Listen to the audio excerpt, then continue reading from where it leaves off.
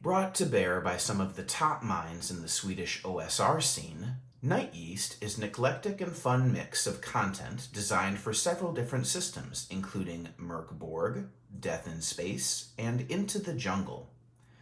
While these systems may have been in mind during the creation process, don't fret. All of what's included is highly compatible, and most can be dropped into any OSR setting. There are 7 different contributions provided by 8 different contributors, along with a 1-page 10-room dungeon on the rear of the booklet. While not everyone will be able to utilize or be interested in all of the content included in this zine, the sheer amount of imaginative inclusions in this debut issue of Night Yeast will ensure that no matter who the referee is or what game they are playing, this supplement will definitely have something unique, usable, and delightful for them to immediately use at their table. The printing, done in the standard A5 format and featuring an evocative cover, leverages a simple red and blue color scheme reminiscent of Anaglyph 3D. The zine itself is printed on lighter weight, rough paper. The cover of the zine is the same material as the interior, which gives it a pleasant feel.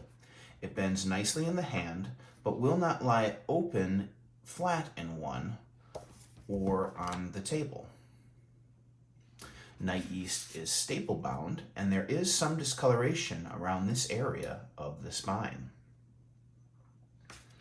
Content was the driving factor behind this product, and 100% of it is usable. The cover is a beautiful piece that immediately evokes a reaction from the viewer.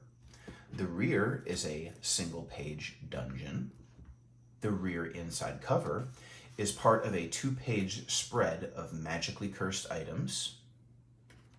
The front inside cover is part of a highly stylized 2-page table of contents. And even the center spread is the beginning of one of the articles. Night Yeast is truly a masterclass in layout. Shipped worldwide for just under $22 USD, made this zine an absolute steal. Over its 44 pages, including covers, Night Yeast is split into 7 different articles. Pork Burger Hill, a 6-page Into the Jungle adventure, taking place in a fantasy version of a Vietnam War setting. Duck Burglars vs. the Coin Keep, an 8-page system-neutral adventure featuring wacky anthropomorphized animals, including a canine version of Scrooge McDuck, complete with the ability to swim through money. Night Yeast and Other Fungal Infections, 4 pages of horrific contagions for an OSR referee to infect their players with. Nunsuck Station, an 8-page adventure featuring eldritch horror for Death in Space.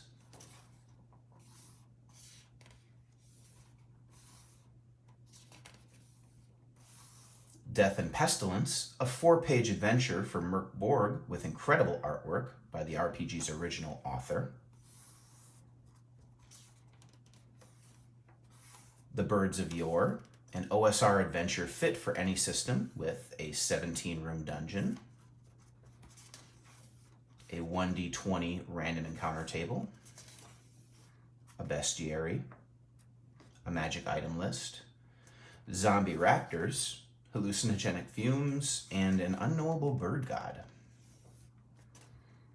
A sometimes spiked flail to the face, a collection of 6 magical items with fun downsides. Finally, on the rear cover of the zine is The Bungeon, a 10-room dungeon with a random table featuring magical recipes that can be made with ingredients found within an area largely reminiscent of the witch's cabin from Hansel and Gretel. Except for pages 14 and 15, which were rather plain, every single spread in Night Yeast exudes an appealing blend of form and function. Everything included within the zine is spectacular for one reason or another, and Even though it's written in English and it came from the Swedish OSR Zine, there are very few grammatical and spelling errors within.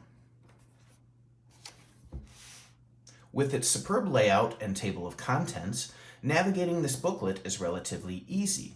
The articles are self-contained and don't reference each other outside of one instance, so you're never more than 7 pages away from what you need at any given time.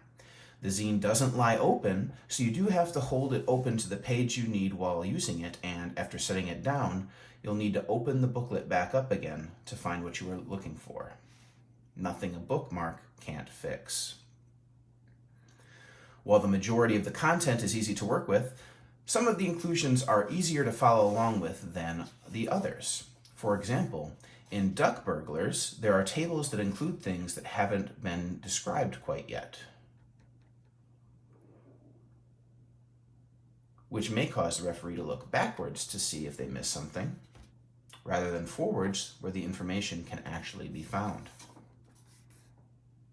In addition, the temple's location in Porkburger Hill doesn't quite make sense after looking at the map included, as one of the areas is supposed to be a back door and is placed too far away. Finally, the Birds of Yore, and especially Nunsuck Station, could have made better use of bolding in their room descriptions. As written, it's hard to determine what is immediately visible to player characters as the text blends together.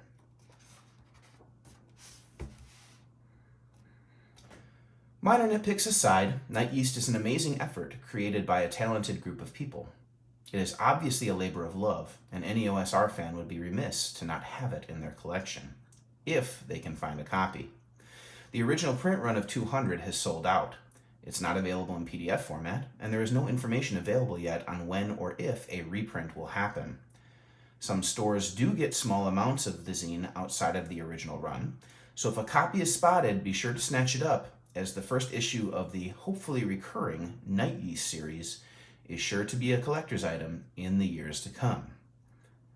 Finally, mentioned before is the fact that Night Yeast leverages a red and blue color scheme, similar to that of a pair of Anaglyph 3D glasses.